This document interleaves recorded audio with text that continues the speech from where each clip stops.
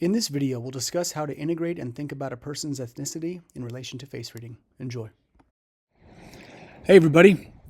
For today's face reading tutorial video, we're going to be addressing a question that has come up a couple times in my comment section, and it's around ethnicity and the consistent facial features seen within an ethnicity group in relation to face reading and how those features might color or influence said face reading. So what I'll say first and foremost right out of the gates is, as I always say, face reading, you can't look at a person's feature and say it explicitly means this.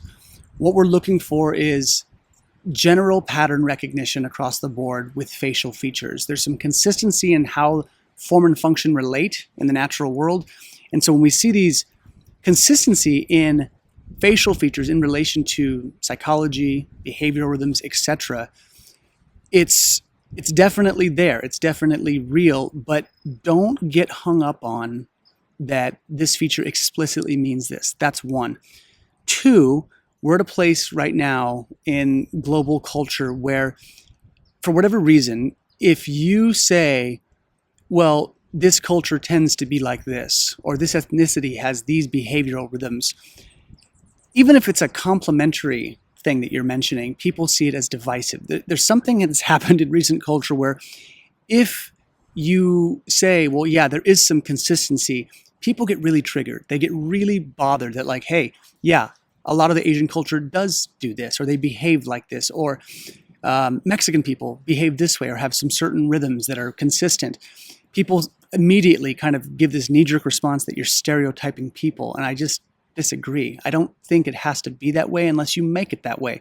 I think it's the intent behind the person talking, and I can tell you my intent here is not to be divisive. It's to say, yeah, have I seen, in terms of facial features within a given culture and how that culture operates from a behavioral standpoint, are there some crossovers and some consistencies? Yeah, totally. It's there. But what I'll say is this also, and to frame it like this, to give you an idea, I want you to think of this as, what's the best way to say it? Think of this a lot more as group dynamics in looking at a group, a cultural group. That is secondary, maybe even a distant second to reading the individual first. So always think you're reading the individual. You can have the features of a person's culture come to play and come to mind in your head and have it in the background. That's great, but you have to read the individual. And, you know, like, I'm kind of a traditionalist in that, like, I think individuality is far more important and more paramount than group dynamics. When you start grouping everyone to get together and saying, this group of people acts like this, and if you're a part of that group, this means this about you, I think that is a very slippery slope. It's not a good place to be. So always think first individual, read the individual first, then have those cultural group facial feature meanings be secondary and in the background. I also want to offer up for consideration to think of this from an evolutionary and adaptive, sort of like an adaptive response to how humans interface with their environment. So let's take skin coloring, for instance. So African people, dark-skinned. Now, if you look at the geography where Africans lived for many, many generations, they lived in a high heat, high sun area.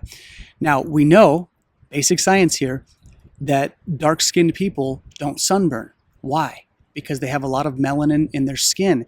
And you can think of that high melanin content as sun defense for a highly sunny environment so people don't burn.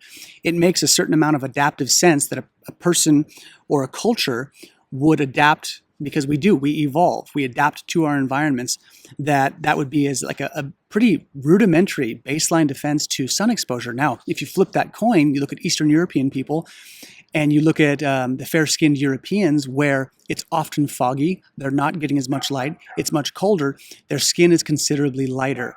And with that lighter skin comes greater sensitivity. And yes, when they go to a high sun environment, do they burn easier? 100%. But if they are living in that climate, where they're not getting as much sun, that fair-skinned tone is an adaptation to be sensitive to light because they're not getting as much sun as in other parts of the world. So therefore the skin needs to be sensitive to uptake that light in a place that is foggy and overcast. So I want you to think of it like this, like, yes, human beings, we're a reflection of our environment. And if you look at the Native American peoples, right, the old pictures, dark skin, they spend a lot of time in the sun. You have to pay attention to these things. And so, yes, behaviors within a given culture are going to definitely, from some genetic level, start to create certain shapes in the face, according to face reading theory. There is crossover and congruency. So I think it's good to pay attention to this. But again, you really want to have cultural groupthink and group meaning within features be very secondary to just reading the individual. So, I've read people who had like what you would call features very identifiable to the Mexican race, right? You're like, oh yeah, there's some consistency there. I've read these people. And then when you talk to them, and sometimes they've been assimilated into a culture and their behavior is completely different, but their face says something different. So what I bring people back to is that, yes, we have to be true to where we came from. We have to eat a species appropriate diet. There are some things there. So your face can say, hey, you might be living in American culture, but your face also says you have some ties to these other rhythms. Therefore, I would encourage you to find a way to express those because they're a part of you. They're literally part of your genetic expression, and we can't get away from our genetic expression. Those things are real.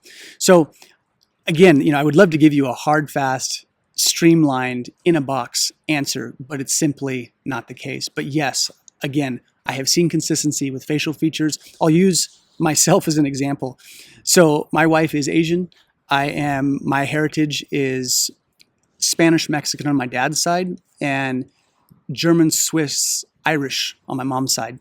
And very early on, my wife had said to me, she goes, man, like the Mexican side of your family, man, they like to party, man. They're playing music. They're loud. They're gregarious. They're drinking cervezas. They're getting down. And she's right. And that all aligns with the fire element. And when I look at Mexican people and the warm, gregarious look in their face, where they get their wrinkles, like I get these wrinkles, the joy lines here when I smile, I definitely have that. I'm expressive. I'm usually a pretty good time. I'm ready to laugh. And so it's there, but does that define everything about me? And can you pigeonhole me into Mexican culture explicitly, like 50% Mexican and 50% German? And can you break it down like that? No. Again, let it be in the background. Pay attention to it, but always read the individual, pay attention to the features. And if you blend these two things in this order, the way I've said, I think you'll be in a pretty good place. So that's all I've got for today. Thanks for your time.